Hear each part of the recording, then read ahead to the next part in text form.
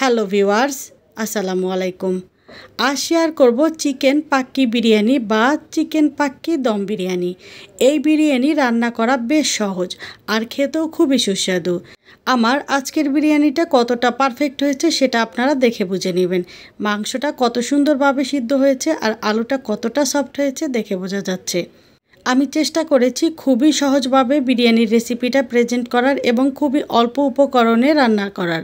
তো আশা করি আমার আজকের রেসিপিটি আপনাদের কাছে বেশ ভালো লাগবে। যদি ভালো লাগে তো লাইক দিয়ে পুরো রেসিপিটি কন্টিনিউ করার অনুরোধ রইল। তো চলেন মূল রেসিপিটি শুরু করি।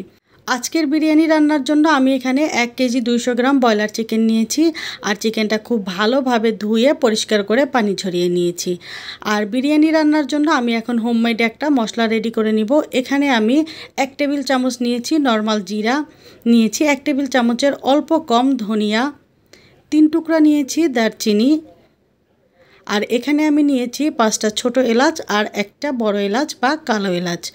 আর এখানে নিয়েছি 1 চা চামচের একটু বেশি কালো গোলমরিচ, চাইলে এখানে সাদা গোলমরিচও ব্যবহার করতে পারবেন। নিয়েছি 4টা লবঙ্গ, আর এখানে নিয়েছি একটা স্টার মশলা, আর নিয়েছি 3 টুকরো জয়ত্রী ফুল, আর এখানে আমি একটা জয়ফলের অর্ধেকটা ব্যবহার করব। এখন এই গোটা মশলাটা আমি ব্লেন্ড করে নিব। আর এই দিকে আমি নিয়েছি বেশ কিছু কাঠবাদাম, এই কাঠবাদামটাও আমি বেটে নিব। তো এখানে আমি মশলাগুলো রেডি করে নিয়েছি। আর আজকের বিরিয়ানিতে আমি আলু ব্যবহার করব, তাই এখানে কয়েকটা আলু কেটে নিয়েছি। এখন খুব সামান্য ফুড কালার দিয়ে আলুটাকে ভালোভাবে ম্যারিনেট করে নিব।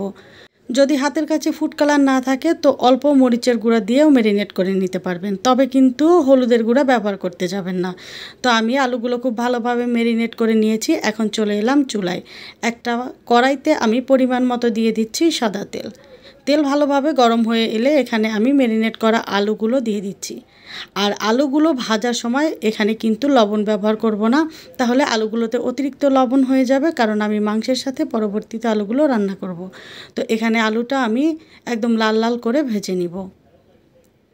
তো এখানে আমার আলুগুলো খুব সুন্দর করে ভাজা হয়ে গিয়েছে, আমি আলুগুলো তুলে নিচ্ছি।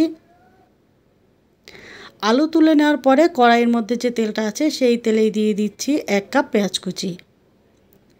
এখন আমি এখানে দিয়ে দিচ্ছি 3টা তেজপাতা। পেঁয়াজটা আমি একদম বেরেস্তা করে ভেজে নিব, এতে বিরিয়ানির কালারটা বেশ সুন্দর হবে। তো এখানে আমার পেঁয়াজ বেরেস্তা করা হয়ে গিয়েছে। এখন আমি দিয়ে দিচ্ছি অল্প পরিমাণে পানি। পানি দিয়ে দিলে পরবর্তীতে যে গুঁড়া মশলাগুলো ব্যবহার করব সেগুলো আর পুড়ে যাবে না।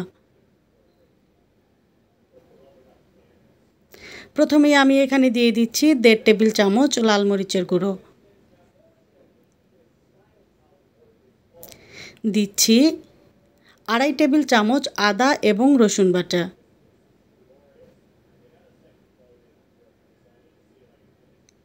তারপরে এখানে দিয়ে দিচ্ছি বেটে রাখা বাদাম, এরপরে দিয়ে দিচ্ছি স্বাদমতো লবণ, তারপরে এখানে দিয়ে দিচ্ছি প্রথমে যে বিরিয়ানির জন্য মশলাটা রেডি করেছিলাম সেই পুরো মশলাটা, আর এখানে দিচ্ছি 4 টেবিল চামচ টক দই, যেটা আমি খুব ভালোভাবে ফেটিয়ে নিয়েছি। এখন মশলাটা খুব ভালোভাবে কষিয়ে নিব যতক্ষণ পর্যন্ত না মশলাতে থাকা অতিরিক্ত পানিটা পুরোপুরি টেনে যাচ্ছে। আর আমি এখানে যে পরিমাণ মশলা ব্যবহার করেছি সেটা আমার চাল এবং মাংসের অনুপাত অনুযায়ী। আপনারা যদি কেউ চাল কিংবা মাংস বাড়িয়ে কমিয়ে নেন তাহলে কিন্তু সেই অনুযায়ী মশলার পরিমাণটাও বাড়িয়ে কমিয়ে দিতে হবে। তো মশলাটা যখন ভালোভাবে কষানো হয়ে যাবে তারপরে আমি এখানে দিয়ে দিচ্ছি পরিষ্কার করে ধুয়ে রাখা মুরগির মাংস। এবারে মশলার সাথে মাংসটাকে খুব ভালোভাবে মিশিয়ে নিব। মেশানো হয়ে গেলে এখন আমি এখানে দিয়ে দিচ্ছি 2 টেবিল চামচের একটু বেশি টমেটো সস। মশলা কষানোর সময় টমেটো সস এবং টক দই একসাথে দিতে যাবেন না, তাহলে টক দইটা ফেটে যাবে। এরপরে মশলার সাথে মাংসটা খুব ভালোভাবে মিশিয়ে নিয়ে ঢাকা দিয়ে কষিয়ে নিব 5 থেকে 6 মিনিট। তো ঠিক 6 মিনিট পরে দেখেন এখানে কিন্তু মাংসটা বেশ ভালোভাবে কষানো হয়েছে। মাংস ভালোভাবে সিদ্ধ হওয়ার জন্য আমি আরও কিছু পানি অ্যাড করে দিব। আর আগে থেকে যে আলুগুলো ভেজে রেখেছিলাম সেই আলুগুলো এখানে দিয়ে দিব। এরপরে মাংস আলু খুব ভালোভাবে নেড়েচেড়ে মিশিয়ে সেট করে নিব। তারপরে ঢাকা দিয়ে রান্না করব আলু এবং মাংস ৮০ থেকে ৮৫ ভাগ সিদ্ধ হয়ে আসা পর্যন্ত। তো এখানে আমার মাংস এবং আলু রান্না করা হয়ে গিয়েছে। এখন আমি চুলাটা অফ করে দিচ্ছি। এখন আমি বিরিয়ানি রান্না করার জন্য চালটা রেডি করে নিব। এখানে আমি ১ কেজি চিনি গুঁড়া চাল নিয়েছি। আপনারা চাইলে চিনি গুঁড়া চালের পরিবর্তে বাসমতি চালও ব্যবহার করতে পারেন। চালটা আমি খুব ভালোভাবে ধুয়ে পরিষ্কার করে নিচ্ছি। আর অন্যদিকে চুলায় একটা পাত্রে আমি পর্যাপ্ত পানি দিয়ে দিয়েছি। পানিটা খুব ভালোভাবে গরম হয়ে এলে এখন আমি এখানে দিয়ে দিচ্ছি স্বাদমতো লবণ। লবণটা এমনভাবে দিতে হবে যাতে পরবর্তীতে চালের মধ্যে আর কোনো লবণ ব্যবহার করতে না হয়। পানি ঝরিয়ে নেওয়ার পরেও যেন চালের ভেতরে লবণের ভাবটা থাকে। আর দিয়ে দিচ্ছি ১ টুকরো লেবু চিপে এর পুরো রস, দিচ্ছি ২ টেবিল চামচ সাদা তেল। এতে করে চালগুলো একটা আরেকটার সাথে লেগে যাবে না, বেশ ঝরঝরে হবে। আর লেবুর রস দিলে খুব সুন্দর একটা ফ্লেভার আসবে। এখন ধুয়ে রাখা চালটা দিয়ে দিচ্ছি। চালগুলো দিয়ে দেওয়ার পরে একটু নেড়েচেড়ে দিব। আর চালগুলো 80% সিদ্ধ হয়ে আসা পর্যন্ত অপেক্ষা করব। তো এখানে আমার চালগুলো 80% সিদ্ধ হয়ে গিয়েছে। কিভাবে বুঝবেন যে চালগুলো 80% সিদ্ধ হয়েছে? একটা চাল হাত দিয়ে চাপ দিলে দেখবেন ভেতরের অংশটা শক্ত আছে কিন্তু বাইরের অংশটা বেশ নরম। তখনই বুঝে নিতে হবে যে চালগুলো একদম রেডি। তো আমি চালের পানিটা ঝরিয়ে নিচ্ছি। আর এই দিকে আজকে রান্নার জন্য আরেকটা উপকরণ রেডি করে নিচ্ছি। এখানে আমি 1 কাপ নিয়েছি দুধ কিন্তু নর্মাল তাপমাত্রার।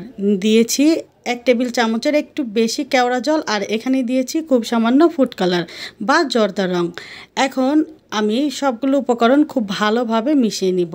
ব্যাস, এই উপকরণটা আমার রেডি হয়ে গিয়েছে। এখন আমি যেই পাত্রে বিরিয়ানিটা দমে রাখবো সেই পাত্রটায় দিয়ে দিচ্ছি 1.5 টেবিল চামচ ঘি। এখন ঘি একটা স্প্যাচুলার সাহায্যে পাত্রটার চারপাশে ছড়িয়ে নিব। আর অন্যদিকে কিন্তু আমার চালের পানিটাও খুব ভালোভাবে ঝরানো হয়ে গিয়েছে আর ঘিটাও খুব ভালোভাবে পাত্রের চারপাশে ছড়িয়ে নিয়েছি। এখন পানি ঝরানো রাইসটা আমি পাত্রের মধ্যে দিয়ে দিচ্ছি। এখানে 1 থেকে 1.5 ইঞ্চি পুরুত্ব করে একটা লেয়ার তৈরি করে নিব। নিচের লেয়ারটা একটু বেশি পুরুত্ব করে দিতে হবে।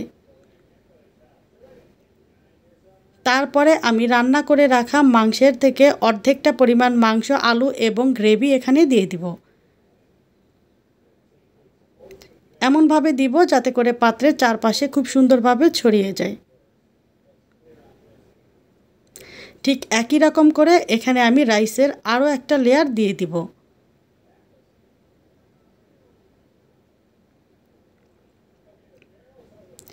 রাইসের লেয়ারটা দেওয়া হয়ে গেলে রান্না করে রাখা বাকি মাংসগুলো আমি আবার উপর থেকে দিয়ে দিব। ওই একইভাবে পাত্রের চারপাশে ছড়িয়ে দিতে হবে। এরপরে বাকি রাইসগুলো আমি উপর থেকে দিয়ে দিব। কেউ যদি চান তো এখানে 2টা লেয়ারের পরিবর্তে একটা লেয়ারও করতে পারবেন। নিচে রাইস, মাঝে মাংস দিয়ে উপরে আরেকটা রাইসের লেয়ার করে নিলেই হবে। আর আমি যেভাবে করলাম এভাবে করলে বেশ সুন্দর হয় দেখতে আর খেতেও আমার কাছে বেশ ভালো লাগে। এখন উপর থেকে আমি আরও 1.5 টেবিল চামচ ঘি দিয়ে দিচ্ছি। এরপরে একটা চামচ দিয়ে এভাবে একটু ফাঁকা করে নিচ্ছি। কিভাবে করছি একটু দেখলেই বুঝতে পারবেন। বেশ কয়েকটা ফাঁকা করে নিয়েছি। তারপরে আমি প্রথমে যে দুধের মিশ্রণটা রেডি করে রেখেছিলাম সেইটা দিয়ে দিচ্ছি। এভাবে ফাঁকা করে নিলে একদম নিচে পর্যন্ত পৌঁছে যাবে দুধের মিশ্রণটা।